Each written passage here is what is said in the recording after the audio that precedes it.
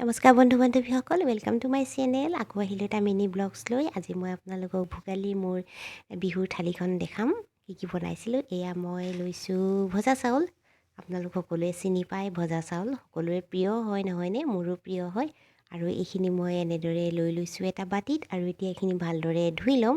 আৰু এইখিনি মই বনোৱা নহয় কিন্তু দেই, মোৰ শাহুমাই বনাইছে, মই অকণমান সহায় কৰি দিছিলোঁ আৰু মই ইমান ভালকৈ নাজানো।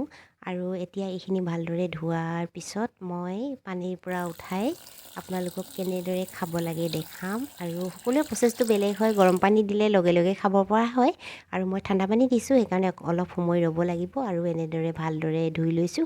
আৰু দুবাৰমান মই পানীখিনি চেঞ্জ কৰি ধুই ল'ম। ধুই লোৱাৰ পিছত মই কেনেদৰে কৰিছোঁ চাওকচোন। এয়া মই এতিয়া পানীৰ পৰা হাতেৰে চেপি চেপি দিছোঁ। এনেদৰে খালে বেছি আঠাটো হয় আৰু খাবলৈ বেছি কোমল হয়। আৰু এইখিনি দেখিলে মোৰ হৈ গ'ল। আৰু এনেদৰে এটা বাতিত মই সজাই ল'লোঁ।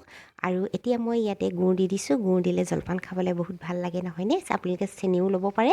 আৰু মই ইয়াত দেখিছেও একদম গৰম গাখীৰ লৈছোঁ।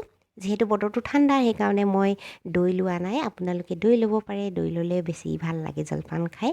আৰু এয়া দেখিছে মই এতিয়া সানি পিটি লৈছোঁ আৰু মোৰ ভোগালী জলপান খাবলৈ। আৰু মই এনেদৰে জলপান তৈয়াৰ কৰিলোঁ, খাবলৈ খুব ভাল লাগিলে আৰু সোৱাদযুক্ত হয় এনেদৰে।